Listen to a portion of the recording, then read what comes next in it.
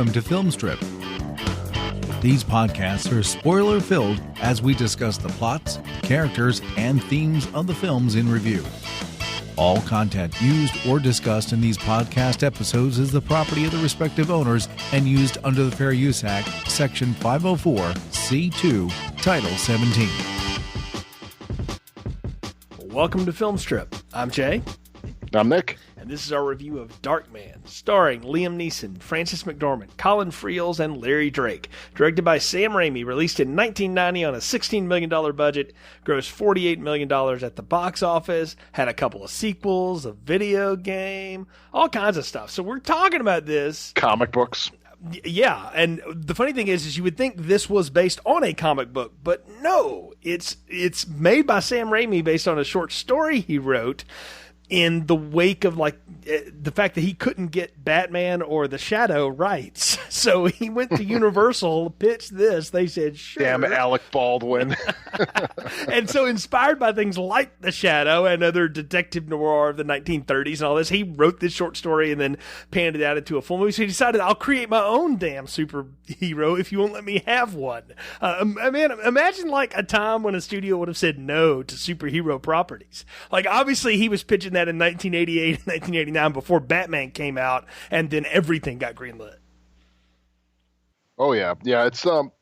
It's amazing though going back to this because like for me, I remember seeing this when I was younger. Like I remember the trailers on TV for it, and I remember kind of renting it like one Friday night at the video store. But this is the first time I've watched it probably since it actually came out on VHS back in the good old days of Blockbuster and Family Value Video. So real interesting to go back to this and kind of see what Raimi was doing at the time. And it wasn't what I remembered because, like, my gosh, this is like pure Raimi from beginning to end as far as just some of like the crazy little slapstick stuff in here and seeing Liam in his role here before he became the Taken guy, I guess you could say, or his first action movie, as they say. Yeah, or even before he became Schindler. So it was amazing though, actually, like, going back and kind of reading about this, that like Bruce Campbell was originally who he wanted to play this, and it totally makes sense, especially when you get kind of later in the movie where I'm like, oh yeah, he's pulling off a Bruce Campbell right now with some of like these facial expressions and kind of the over the top kind of physical comedy that we get during one scene. So it wasn't surprising to see that Bruce Campbell was the one they originally wanted, but the studio said, no, he's not bankable. So They went with Liam here. I guess there's a couple other people that were up for the role or who they wanted to, but I don't know. It's kind of interesting going back to seeing him in an early role like this before, But the other thing too is like, man, he hasn't aged a day. He's always looked like he's been in he's always looked like he's been in his late 40s.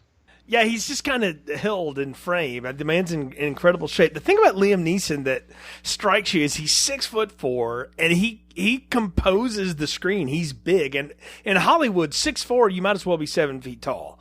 I mean, because like Frances McDormand is miniature next to him, and all these other people. So they have this fun way of shooting him around the other actors where they sort of downplay his height. And George Lucas had to do that with the Star Wars movie too, because Ewan McGregor's not nearly that tall. And so it was fun to see him sort of hulk around and do this. He's got a little bit bigger in his older age, but you're right, the face kind of remains the same. I didn't know him from anything. And I remember seeing this exactly like once as a kid, probably on a rental. I don't know, maybe saw it on Showtime or something one weekend. I don't know. It didn't leave any impression other than I remember one scene specifically where he rips his hand through a rivet, and we'll talk about that when we get there. That was sort of my lasting memory of Darkman. Like, I knew nothing else about it.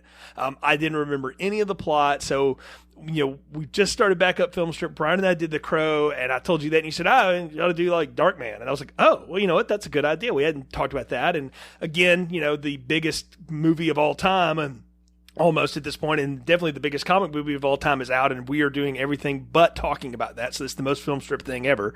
And so I was glad to revisit it too, because it's been a long time since I even thought about it. And this movie's almost 30 years old now, and I was curious to go back to it to see how well it held up, or maybe didn't hold up, or did it matter? Because you go back to like Batman 1989, and you can't really ask, like, does this hold up or not, because it's built around a world that doesn't exist. So you don't really have anything to compare it to necessarily. Like, you can't put it in modern day or anything like that. And then you've got, powerhouse actors in it as well. This one, you've got powerhouse actors before they reach the height of their powers. I mean, Frances McDormand gets nominated as much as Meryl Streep these days for Oscars, and Liam Neeson, outside of some recent unfortunate comments, was a very bankable star for a number of years. Oh, yeah, and then you got the guy who played Durant, who went on to play Miss Dr. Giggles. He was also in a Peter Benchley TV flick called The Beast, which I hold a small candle for. Larry Drake's a funny guy, but I knew him as the bad guy from this. I've never seen Dr. Giggles' Confession, so maybe one day. But anyway, so yeah, I was curious to come back to this too, because again, I remember nothing about it. And so, what did you remember about it before you watched it, other than the basic stuff?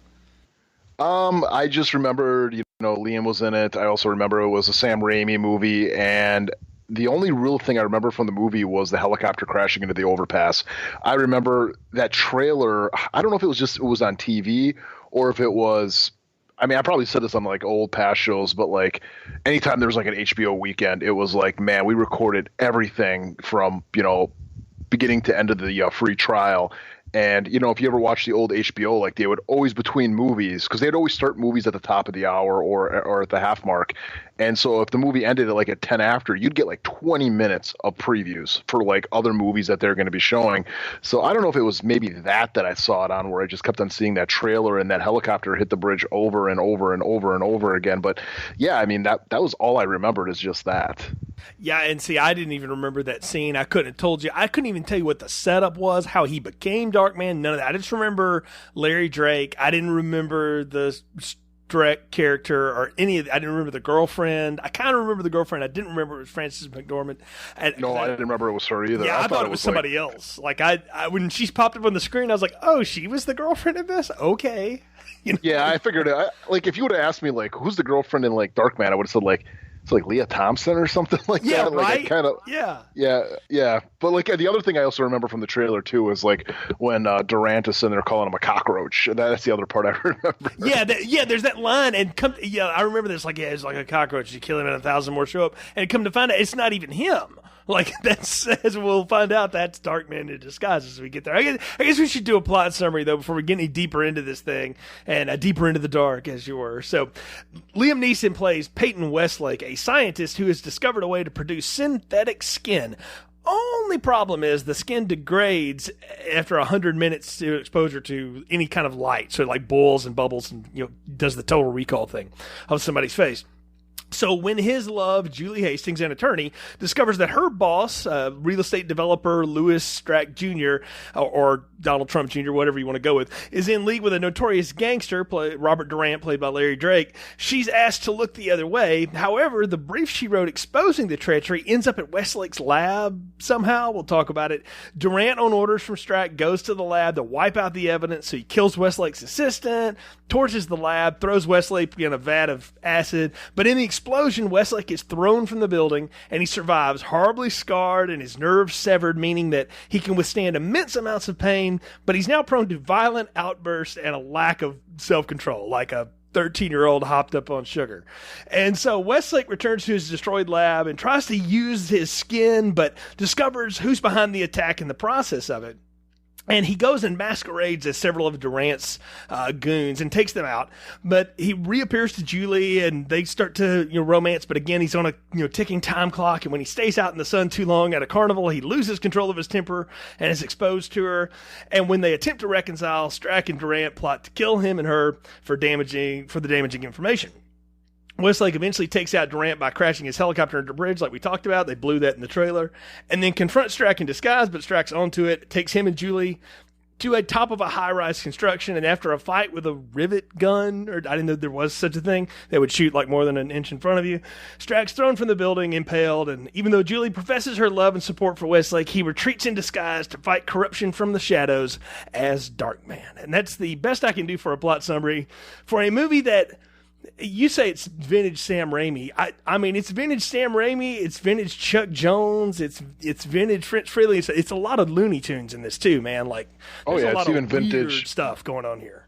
It's even vintage Danny Elfman too. I mean, as soon as that score hit in the beginning credits, I'm like Danny Elfman, and then like 5 seconds later, music by Danny Elfman. I'm like, oh yeah, but yeah. I know. Can we just say that like it is outtakes from the Batman score? Like that's all. Probably. No, it definitely is. Like you listen to it, I'm like that's in the Batman movie, sort of. It's the motif in reverse. And look, Elfman, and he's not the only composer that cribs for himself, but he's notorious for it. And it's actually would lead to him and Raimi having separated years later. But what you see here is Raimi wanted badly to make a comic strip movie of some kind, but he couldn't get the rights for any of it. So he invented one. And what I find amazing about that is not only did he invent one, but he decided to include tropes from them, like the push and pull zoom out. It's when Westlake has his freakouts, like the background becomes cartoony. It's almost like out of that Twilight Zone movie with that one chapter where that happens, like the little kid that's, freaking people out in the cartoons. It's very odd. It's a style you don't really see anymore. And, it's funny though, because a lot of the angles he does when he tilts sideways and goes at somebody's face and stuff like that. Have you ever seen the movie The Quick and the Dead with Gene Hackman and Sharon? It's the same damn camera angles in the movie. The only thing missing is like the cartoon backgrounds. That movie's a cartoon as well. Oh yeah, no, he loves doing like kind of like angled close-ups on people's expressions with, almost like it's like almost like dually focus, where it's focused in on the background and the face at the same time. Where it's very Raimi. I mean, especially like even the beginning scenes, like the opening scene with them all fighting in this like garage where Durant shows up and the dude's got a machine gun fake leg. And I mean, God, that actually kind of reminded me of RoboCop a lot too, with that kind of shootout that was going on there. And yes. Yep. But the one thing actually I think is kind of cool is I think Durant's actually kind of he's a cool, villain where, he's just bad. You know what I mean? It's like all common sense is like, how can someone like this be walking around in public? You know what I mean? He's just going around killing people for the sake of killing them.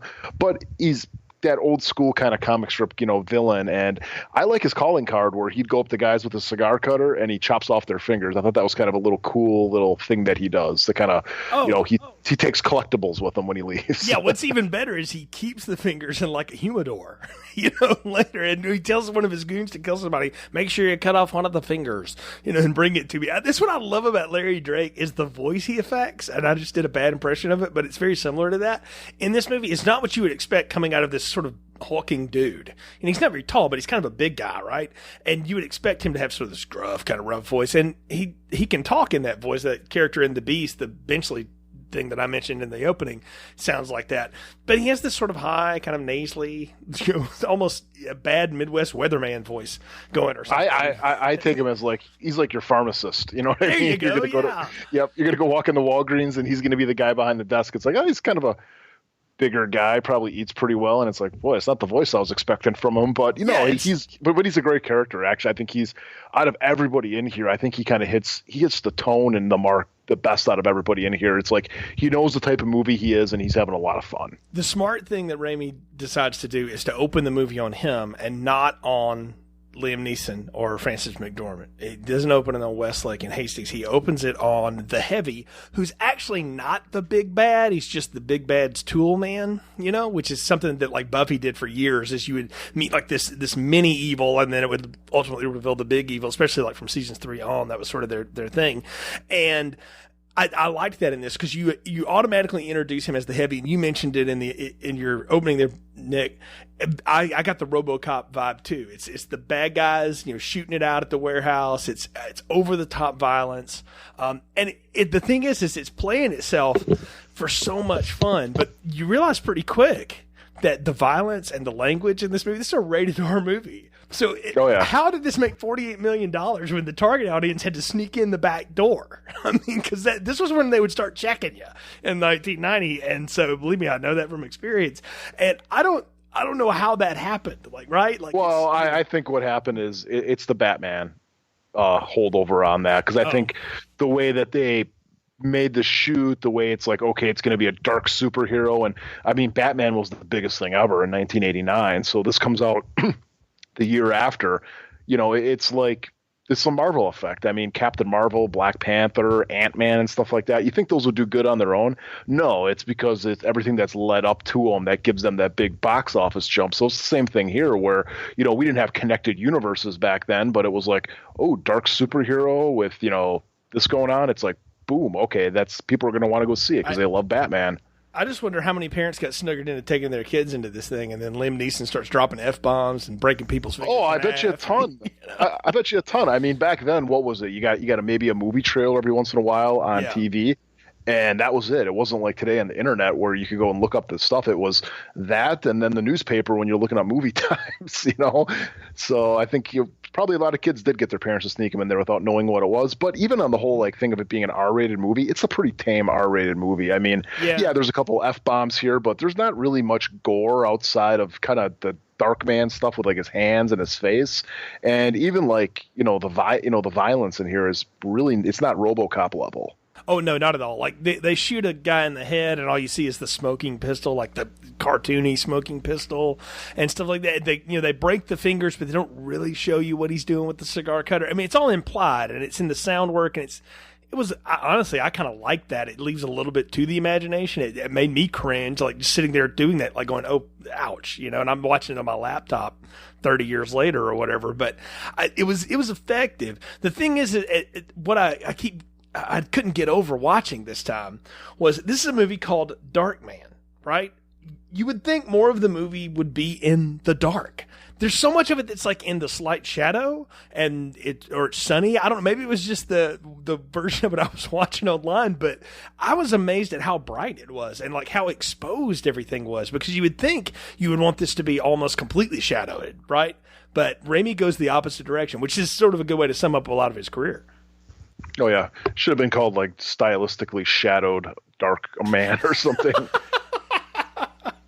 I don't know if you can sell the studio on stylistically shadowed man, but I like what you're thinking. It's always funny when he's like in the shadow. It's like, oh, you can always see his good part of his face, that little quarter section around his eye, but the rest of it's all in the shadows. It's like It's almost like Desperado, where it's like, oh, he walks in and the lights just dim just for him. It's like, oh, it's the same thing with Darkman. It's like he turns around and the lights checkered just for that eye.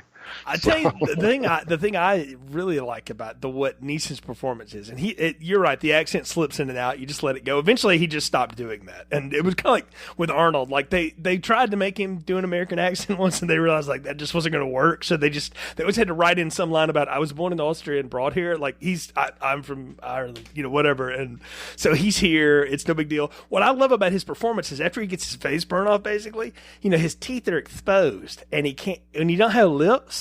This is how you talk. He affects that throughout his entire performance. And it's just a subtle little thing, but in the hands of a lesser actor, sorry, Bruce Campbell, that wouldn't have been in there. But Liam Neeson realizes I don't have lips anymore. That's going to affect the way I sound like. And apparently he went and like spent time around burn victims and things like that to get speech patterns from them, to learn how they operated like that. What went through really affected him in a lot of ways too. Like he said, he did a lot of charity for him afterwards. But I'd love that was something he picked up as an actor. Like, if I don't have lips, I'm going to sound different, And so when he's Darkman and he doesn't have the fake mask on and stuff like that, he's always got that little affected lisp or whatever with his speech.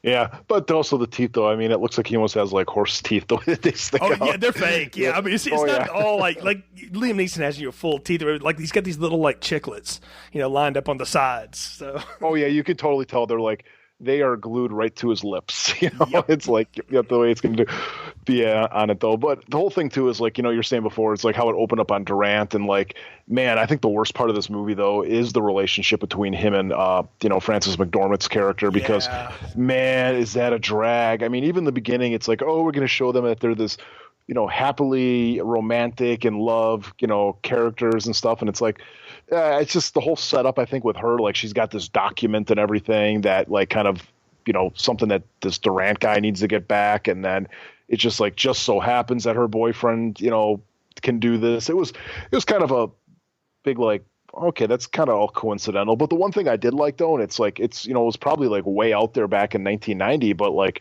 this whole like thing with like, growing flesh and everything. I mean, that's 3D printing. I mean, we're doing that right now. And even the medical profession is doing stuff with that, as far as trying to figure out how they could actually like grow ears or noses in here for, burn victims. I mean, it's actually pretty topical when you think about what's going on in the, the world today. So it's kind of interesting to see kind of, reality copy fiction, 25 years or 30 years later. Well, and that's the thing. They have been working on it this long. They finally got it good enough to where it can be mass produced, and it's even getting more mass produced as we go forward with 3D printing and whatnot. At this point in time, though, and I mean, I know as a kid, I would have thought, man, that's pure science fiction. But it seems awesome, and I'll go with it because it's really sort of the triggering MacGuffin of the whole series or whatever. I want to go back to what you were talking about with their relationship, though. The problem is not that they're not doing anything to try to sell us on it. I think Neeson's trying to give a performance. McDormand's trying to give a performance. Clearly, she's a talented actress. But the problem is you can have people who look like they get along and that they work together, but then they have zero chemistry. And I don't know it because there's not a lot of behind-the-scenes stuff about this. I get the feeling that like these two people really got along with each other, but they had no chemistry at all together. And oh yeah. I can take them as friends. I don't take them as lovers. They're like brother and sister almost. It's and at least their love scene is kind of cut, and it is the one thing that's in shadows. Probably because Raimi knew that would get him an X, and he couldn't do that, and Universal wasn't going to stand for it. But no offense to them, but no one wants to see that either. No, I mean it wasn't it's not what you come to this kind of movie for either, and they know that. But what I find interesting about it, and we're talking about something again that's almost 30 years old now, is how the roles are reversed generally. What happens when the women in these kind of movies, right? The hero proposes to him and she's like, yes, and she drops everything for him. And I love how she's like, I kind of got a career going and I sort of like this thing we have going on. I don't know, get back to me later on the whole proposal thing. And I'm like, well, that's a very modern sensibility and something that's, again, 30 years old that you don't see. But I like the fact that she had enough agency as a character to do that when, frankly, like she's really there just to be the convenient plot point between all three, main character arcs here. Yeah, she's kind of the MacGuffin of the whole thing. She's the MacGuffin. So with really bad Leah Thompson here. I'm glad you called that out. Howard the Duck hair, yeah. Yeah, it totally is Howard the Duck hair. But that was the one thing, like when she was told them, like, oh, I gotta think about it. I kind of like having my own place. I'd be like, I don't know, man. I think the relationship's over now. It's like she's not interested in you. I mean, it's weird how that works. But let's talk about her boss, Louis Strack Jr. His whole thing is he is bribing members of zoning commissions, and the ones that won't be bribed, Durant is sort of muscling out of the way for him so that he can build a brand new city, creating new jobs, and cleaning up things that are RoboCop. Old. Yeah, RoboCop. No, but he's like OCP trying to redo Detroit. Yeah, it's going to become Capital City or whatever they called it. Yeah, he's OCP. But the thing is like you listen to him talk and you're like, well, it sounds kind of like the zoning commission needs to get their head out of their asses, man. It sounds like you've got some good things going on here. It's weird now in 2019 to watch this movie and go like, I don't know, is he the bad guy? I don't know. I mean, maybe the killing people's not so good, but there are other. What is it about that time though? Is that it's about these guys coming in and like wanting to redo cities, because you like look about RoboCop with OCP. I mean, even like something like Die Hard, it's all about this big giant mega skyscraper, and then this guy with like his whole like, we're going to build more big tall buildings. I mean, were these guys seen as like evil back in like the early 90s or late 80s, where it's like, oh, they're going to come in here and just make these big giant skyscrapers? I mean, were they like the evil people in the news? Well, they're seen evil now, for the same reason, maybe for more environmental reasons now. But no, it's the same thing. It's anytime there's somebody who is tearing down what is old and building what is new, while yes, they're creating jobs and they're doing things that are, new and more sustainable or whatever, they're displacing the history that is there. There is a disconnect between people who are at the top and pushing forward new agendas and then everybody left on the ground to pick it up. That I think that's what they're playing off of here. And look, in the late 1980s, we were coming out of the 80s into the 90s. We'd all seen Wall Street, greed is good, and everybody had turned on that. And the mini crash had happened. People had seen this, and we were starting to turn the corner into a new sensibility into the 90s. And we weren't going to have the economic prosperity we had because a lot of these kind of industrialists had done really shady stuff to build all the lavish glass and metal towers that they had built out there.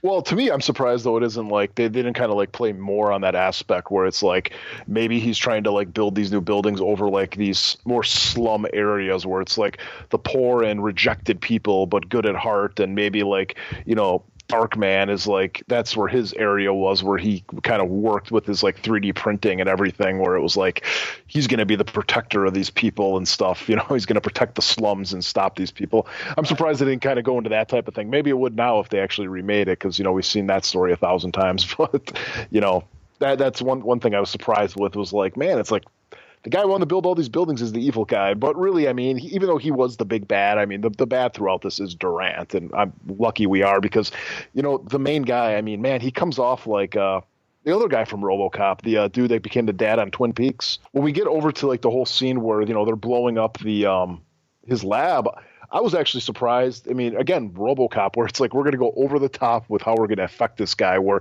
they're trying to put his head into like this, I guess, vat of acid or something. Yeah, this just laying around open in the lab.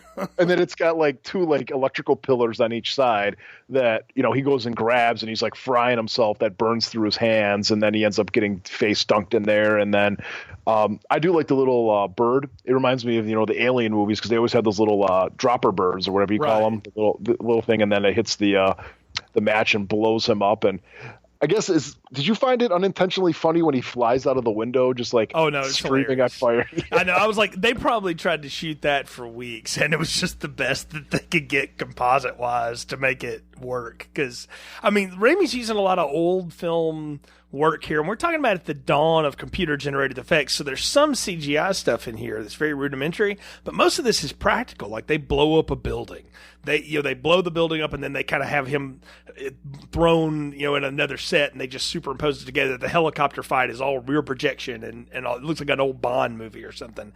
So there's something quaint about that. I got a real kick out of like how far he goes and explodes in that. It's a long way from his building to the river, but oh yeah, he lands, and she doesn't, and she doesn't even see him. Like, she's down below, and like it blows up, and he goes flying overhead of her, lands in there, and she has no sight of like, oh yeah, the 6'4" guy just flying out of the building.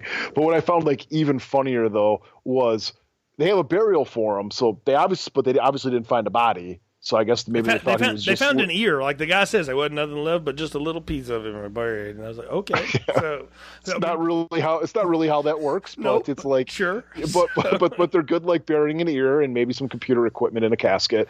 But then they find this guy in the water and bring him to a hospital, and they just automatically assume like, oh yeah, we find guys like this all the time. Like, they drop a line to cover it. Yeah, like, the medical school is like doing a tour, and they're talking about how, yeah, we just found this dude and his nerves are all severed. It's some, you know, mumbo jumbo medical stuff. Well, they literally say like, yeah, we find like 3 like this a week. I'm like, what the hell's going on here, man? Maybe this one guy's got the right idea that he's tearing all your shit down, that you're finding like homeless burn victims washed up in the lake or in the river or whatever the hell it is. It's like, man, and then what do? They do something in his brain or something with like a nerve. They do that medical mumbo jumbo. They cut some kind of nerve where, again, he has high tolerances for pain, but it also like cuts off his ability to control himself at all times. So again, he's a petulant kid now. I took it that they like cut like something like a sciatic nerve or some shit like that, and like basically now he has no feeling, and that's what was causing him to go mad, was that he can't feel anything. Like, he's just like this empty vessel, because she was going on about like, oh, how this affects them, and like eventually like their rage and all these impulses come out because they can't feel anything. Yeah, better yet though, she takes out a penknife and stabs a burn victim on a tilt-a-whirl in the multiple leg times to prove how he can't feel anything. That's not how that's done.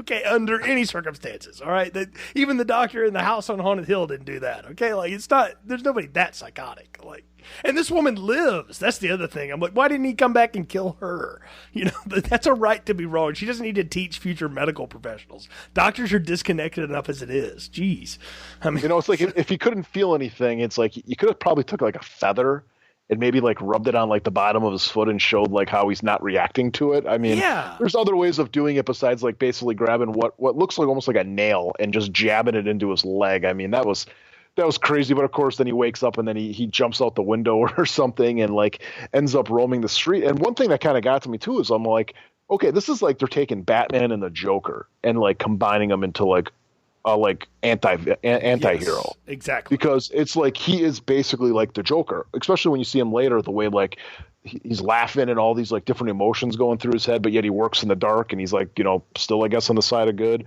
just like Batman. So it is kind of like it's like a combination of them both. Yeah, exactly. And I got a lot of Joker off of it. And I know, again, they were shooting around the same time, so it's probably not, to say that Raimi ripped that off. But when he's wrapping himself in bandages and stuff, the other thing that I sort of took from that was Raimi's a big fan of serialized movies from the 50s and 60s. I kind of thought he was doing like a Crib of the Mummy. But like if the Mummy was a scientist, or the Invisible Man, and I know people bang on it. Hollow Man's actually a pretty good representation of that idea as well, which is later on in the 90s. But he's doing the same kind of stuff. He keeps himself bandaged up. But you notice like how like messed up his bandages always are, and he's doing like fine computations and all this stuff. I'm like, how on earth could you operate like this? Like, I know he has no sensory feeling anymore, and it's like a drush of adrenaline that causes him to overload every now and then. But wouldn't that just make you crazy where you couldn't actually complete sentences and thoughts, much less like be able to go do scientific research, by the way, that you had not perfected up to that point? Like you had just figured out, like, keep it out of the light and it lasts longer on the skin, and then the bad guys come in. I guess with him, like, especially like the way he looks and like all the bandaged stuff. I mean, it looks very much like the Mummy and everything, like with what he's doing. But like the one thing I really kind of was laughing at, I thought was kind of a cool effect, was his hands. And like when he's typing and everything, and like you actually see like it's not a 3rd-degree burn like that stupid doctor was saying. Like his skin is literally gone. Like you're seeing the tendons and like the muscles working when he's typing on the computer. And I thought, what?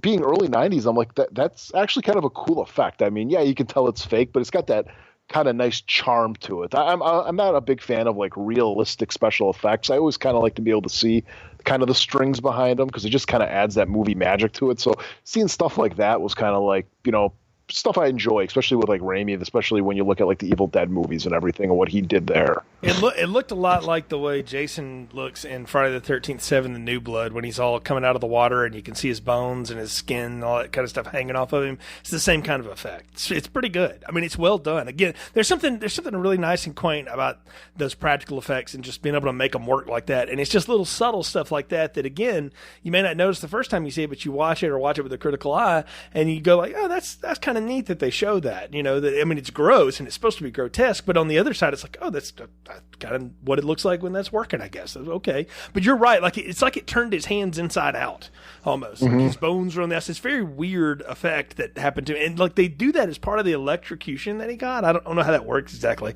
but no, we get Westlake trying to reestablish his whole process. I got a real kick out of when he makes a hand or like forearm skin with a hand and he puts it on like a big glove, and Liam Neeson is like stretching his hand out like, oh, I got my hand back, so he's got the one hand and then the other hand's messed up, so he's got the Michael Jackson going, and that's when he realizes like, oh, all he has to do though is like feed a picture into a scanner or something, and then it can build a face in like 60 hours.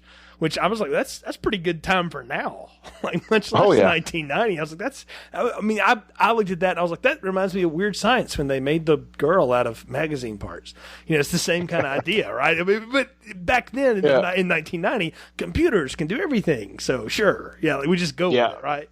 God, my scanner right now takes forever. I wish I had something even half as good as that. Dude, I know, like the whole computing process, like if you've got younger listeners here or whatever, the phone you're listening to on this can outdo the entire lab, like in a second. Like it's not even close right now. Your old PlayStation 2 is probably running faster processing than some of what this dude's Oh my God, yeah. Probably your freaking PlayStation was. I mean, it's amazing how far we've come. But But what we get to, though, is we get to the point where he's like, he's going to take his revenge and he's going to like totally go like, I'm not going to go there and just like kill them or do something like that. He's like going to just totally like screw around with them, right, as far as getting them all to like kill each other. So the first thing he does is like he gets the pictures of the bald guy. And that's one thing I actually like about Durant's crew is they're all individuals. Like you may not know their names, but you know that they're part of his crew because they all kind of got like distinct looks, almost like Die Hard, where it's like you got all the different types of guys. You got the Asian guy, you got the the black guy with the glasses, you got the long guy, you got the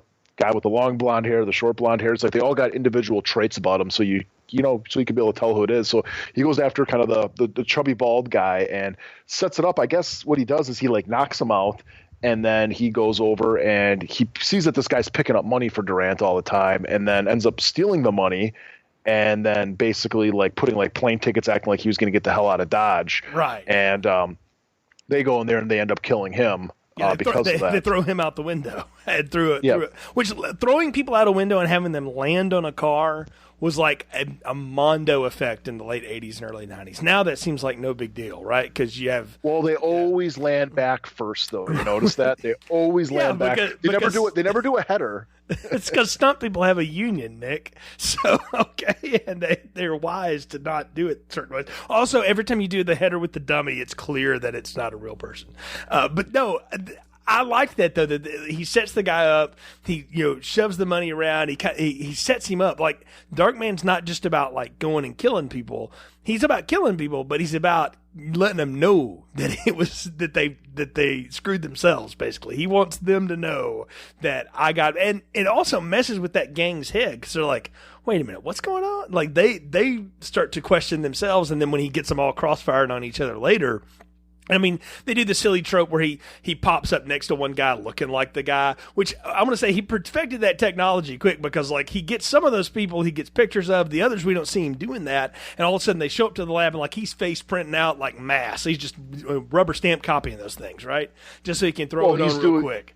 He's doing that between putting like a little tin hat on his head and dancing around like a $5 for a picture thing. Like I know. It's nutty stuff that is going on. But that's what I mean, though, is they said like with Bruce Campbell, it's like you can tell like they had him in mind for this with those type of scenes. I don't doubt that he didn't do some of this stuff too, like that he wasn't. Well, he's at the end. I know he's at the end. He's like the last face reveal that like Westlake puts that on as a disguise. But I wouldn't doubt that Bruce Campbell didn't step in and do a little bit. He's kind of a tall guy too, so he could pass for Neeson maybe in 90. I don't know, but we take a break from the action here and from the craziness that's going on to go back to the love story, right? Because we got to reestablish with Julie, it's right? So bad. It's so bad. If you thought these people had no chemistry in their makeout scene in the first part, it gets worse because he treats her. This is an attorney. All right, a corporate attorney. So she didn't just walk out of law school, all right? She's been doing this for a few years. Genuinely smart person, has carried on adult conversations with other people. When he takes her to that carnival, I'm like, it's like watching two 16-year-olds. It is ridiculous what goes on there. It's so, and it undermines the whole thread of the movie. You could do that, have him reestablish with her, meet with her, and then he's just out in the sun too long and all that without him like having the whole baseball game and breaking the carney's fingers and throwing him through a wall and all that goofy Looney Tunes stuff. You know what they should have done is axe the freaking romance, and that's just his sister. You know what I mean?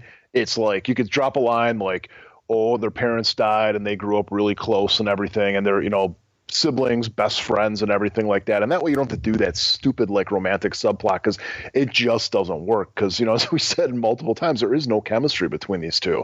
It comes off like siblings, and I'm like, you could do all the stuff with like the carnival and everything, just have her be like a single mom. You know what I mean? They're going to take the daughter there or something like that, and it's like you could easily get that all passed and not have to do this awful freaking subplot of the romance. Because I guess the only thing that's good about it though is like when we get to the carnival later, and it's like he does that little like crazy thing when he's trying to win the like pink elephant for her, and it's like you said, it's like something out of the Twilight Zone where you got all the comic strip stuff going behind his back, and he breaks this guy's fingers, and like the reaction on each of their faces when he does that is it's hilarious, and I think it's meant to be though at the same time. But he looks like the little cartoon teapot that overheats.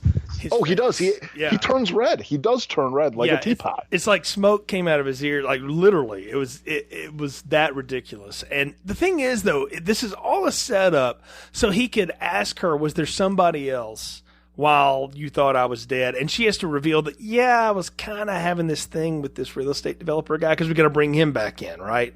So after all the blow up at the carnival, he goes back to the rundown lab where he's set up, and of course his skin's all melted off now, and he reveals himself to her, and she's like, "You should have just told me," and all this, and I'm like, it still rings a little false, but okay, I'll go with it because the movie needs me to. But what happens next is when I really just start turning on the film a little bit. She goes to tell Strack that, like, look, I can't see you anymore, even though we weren't really dating. We were just sort of hooking up or whatever. But I can't see you anymore because there's somebody else. And he's like, well, all right. And then he takes a phone call about some other bad business he's got to deal with.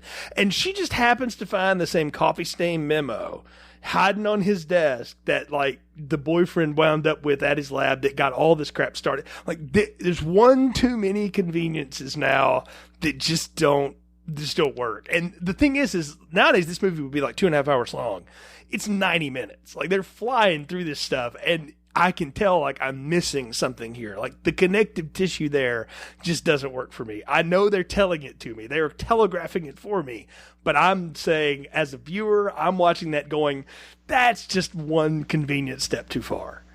And that's what I mean, though. If they would have made her just a sister and they could have made this guy her boyfriend, you know what I mean? And she ends up finding out that he's in cahoots with Durant. Like, she finds out from her brother, that basically it's like, oh, well, this Durant guy was the one that killed me or tried to kill me and everything like that, and he was after you. Then she finds out, like, oh, well, this whole relationship was based upon the fact of trying to get her, finding out information that she has so he can keep on building his empire. And then that's why she breaks up with him. Better yet, if she was either his sister or she could have just been his attorney or whatever, why can't Strack do something where he needs to get in front, like, that guy's technology in some way or another interferes with his business plans?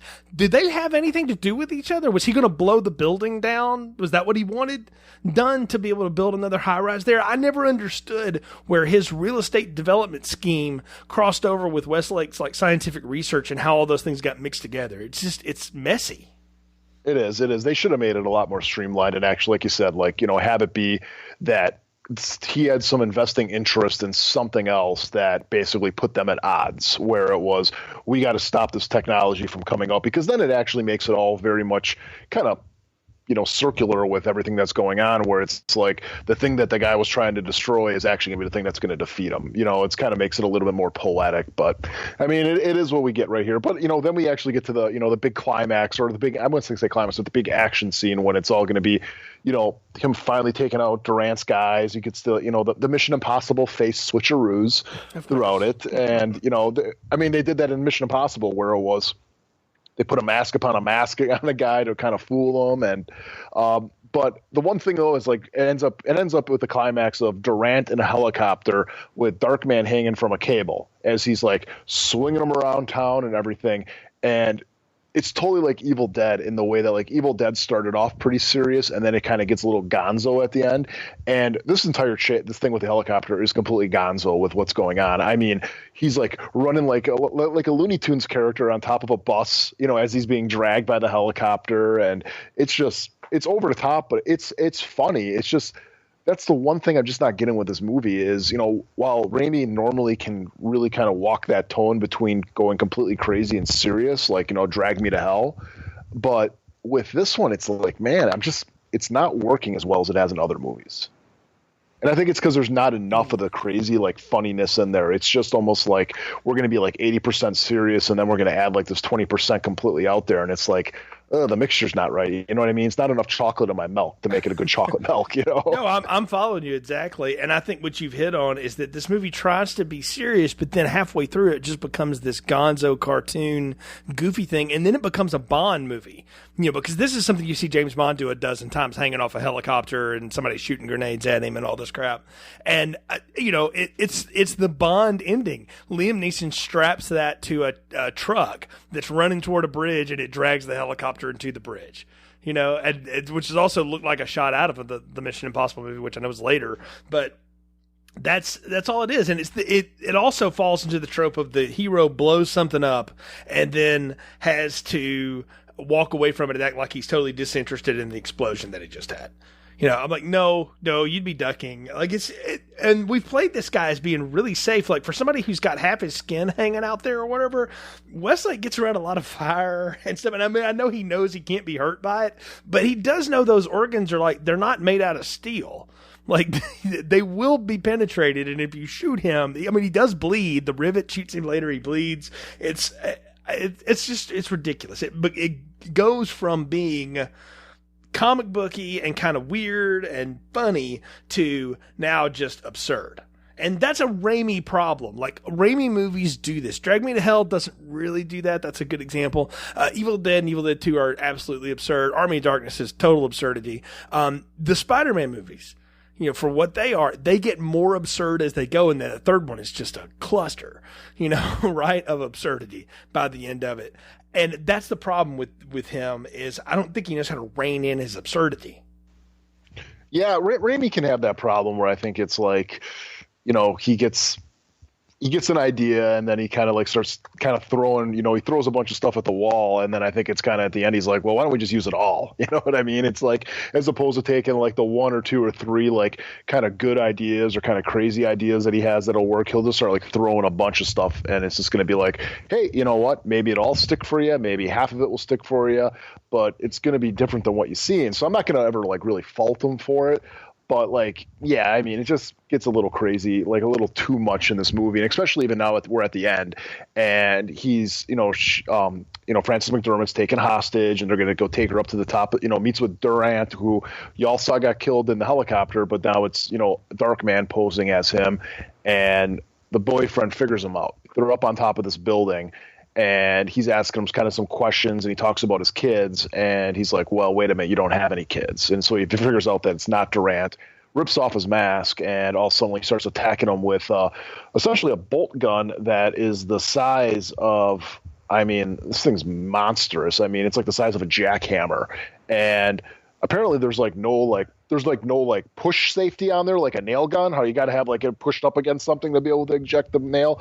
It's firing like a freaking pulse rifle at him. I know. First off, there's lots of absurdities going on here. So this evil guy twirling the mustache he doesn't have, Streck, goes up there and talks about how my father, who was a builder, made me work the high steel to get over my fear of heights when I was a kid. So he's like dancing across these steel beams. Whatever. Okay. So we have that going on. But then if you would have learned anything, you'd learn how valuable a safety harness is. That, and this guy maybe on a good day weighs 150 pounds. He picks up a piece of equipment that's got at least weigh 90 pounds, that's hooked up to an air hose, that's hooked up to a compression tank that you don't see somewhere, because that's how those things work. And then he proceeds to hold it and shoot it like you would hip fire a Nerf gun. Which is, again, it's just the absurdity. Like, the idea is actually cool. Like, if he had picked that thing up, hit Darkman with it, and like pinned his hand to the wall with one of those, like you would a rivet gun, that would be kind of cool. Like, I'd be like, okay, that's different. We don't see that. And I'm sure that's why Raimi threw it in here. Because what do you always see? These guys pull out a gun. Forget that. He's going to pull out a friggin' jackhammer gun or whatever. And they just had to make it work. And it's a neat idea, but when it comes on the heels of all this other goofiness, it's just another goofy ending. And the lasting memory I had of this is when he basically pins Westlake's hand to a beam, and he thinks that's where he's got him, and what he doesn't realize is this guy can't feel any pain, and if he overloads on rage, you're screwed. So he hulks out, rips the rivet through his hand, and then punches the guy. But that's not even the end. That's what gets me, is like, that should be the moment where he grabs him, throws him Emperor style off the thing, and impales him. Nope, we still have some more fight after that. Like, that is the ridiculous part. They don't even know how to end this movie right. And then of course we get the Batman ending again, where he's holding him up, or the bad guy's hanging from the edge of a building, and then he falls at the end. Yeah. And then he's like, you don't let me go. It'll cost you your soul or whatever. And he's already given the whole speech about like, I'm hollow inside or whatever. And so he just drops him. And I'm like, and but explain that to me. Like, he's like, again, he's like telling this guy like something like he's Batman. Like, it's going to be like, you can't kill me. It goes against everything you stand for. How does he even know this? He's killed everybody he's encountered. Like, yeah, I know. It's like, he's killed Durant. He's killed his entire crew. He's got no qualms about killing these people. Even the first henchman, he puts his head up in the sewer and gets probably decapitated. And you're the big, big, big bad, and you're doing this stupid thing on top of a building. Throwing you off is probably the easiest kill he's had. Right. So. That's what I'm saying. Like, you made this as easy as possible for this guy. Again, it's lack of motivation and lack of understanding of why these two people would even care about each other. Yes, I know it was his henchmen that went and blew up the dude's lab, so that's revenge enough, right? But it doesn't make any sense why he went there to begin with. And The other thing he doesn't do, which every smarmy bad guy tries to do, is talk you out of it. Even freaking Nicholson's Joker tried to talk Batman out of it before he punched him off the building. I was like, hey, man, you went in a guy with glasses, right? Maybe we can work together. Like they always try to bargain at the end. This guy doesn't even do any of that. He's evil the whole time, and he's smarmy, and you know it from the beginning. It's also a Scottish actor badly trying to sound like he's from New York, and he's doing a terrible job of it. And so the less lines he has, it's probably the better. But it's just a bad ending, and I can't help but feel that way. And then we get the tacked on end, of course, that no, I can be everywhere and nowhere, everyone and no one at the same time. I'm going to be Darkman, and so you can tell it's Raimi just trying to mint something that it's just not there. Because like McDormand at this point should be like, you know what? I think I'm going to transfer to Kansas City and just like open up a small family practice and just no more of this, because that's the look on her face. I'm going to go to Fargo and just be a sheriff. I think that's much better for me. Hey, it worked better role for her. Well, Nick, I think we've said all we can say. It's time to do final thoughts, recommendations, and popcorn ratings. So what are yours for Darkman? Well, I'm not going to sit there and say like this movie was awful. I think the last third really does fall apart, but I did have a good time with the first, 2/3 of this movie. And, let's just be honest. We've reviewed a lot of movies. We've reviewed a lot of junk. So I can't put this anywhere near anything like Carnosaur or anything like that, but it's then again, it's not anything good, or even like, you look at like something else in the early 90s that's kind of like a schlocky, like genre movie, like something like Tremors, where it's like, you know what, it's a B movie, but it's a lot of fun. This is a B movie that kind of just like, it doesn't know what it wants to be. And so I'm sitting there confused on what I watched at the end. So it's a medium popcorn. It's something where I wouldn't recommend anybody really watching it or going out and seeking it.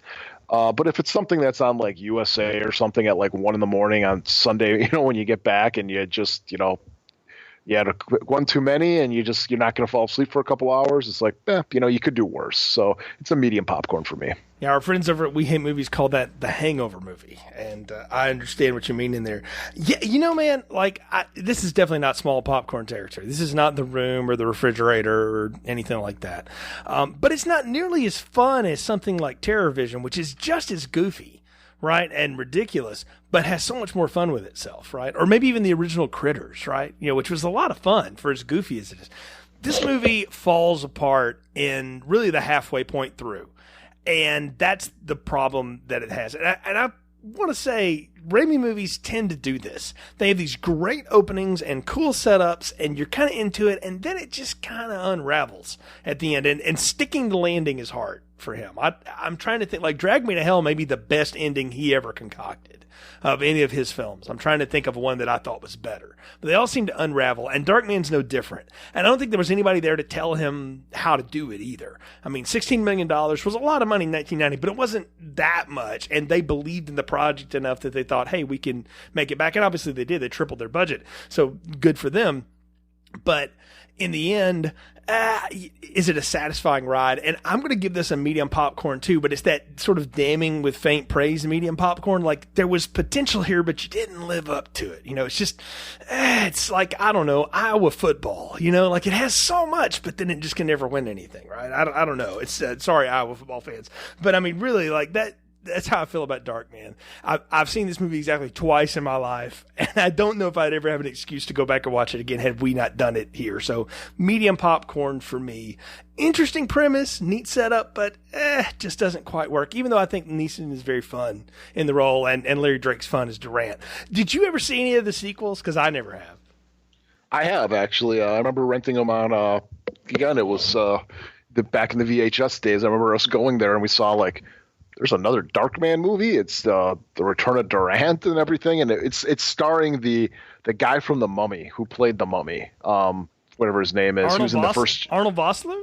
Yeah, he played wow. He played the Liam Neeson role there. So yeah, he's in it. I remember the Return of Durant was not very good, but actually Darkman Die was actually surprisingly good. It was actually, I think, at the time, I think it was the best of the three in my opinion.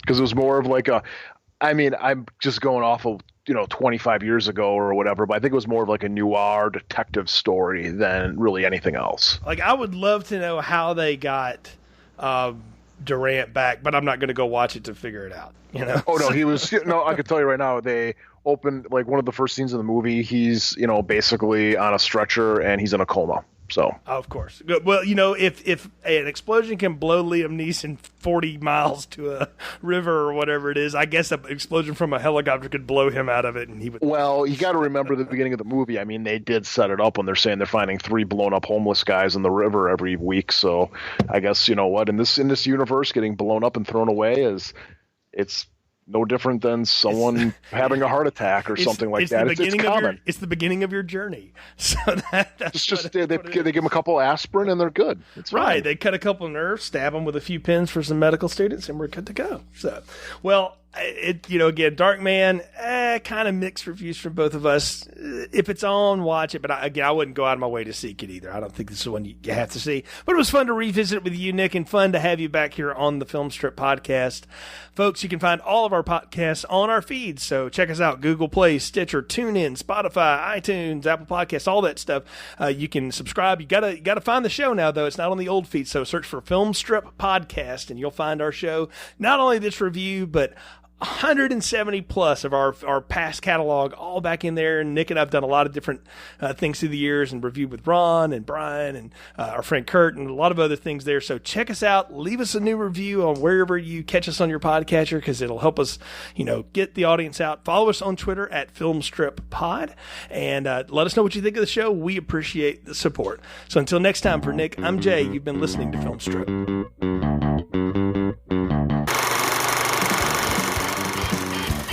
Thank you for listening to Film Strip. You can find more episodes on our website, filmstrippodcast.com. The Film Strip theme music is produced and performed by Frozen Lake 121. All content used or discussed in these podcast episodes is the property of the respective owners and used under the Fair Use Act, Section 504, C2, Title 17.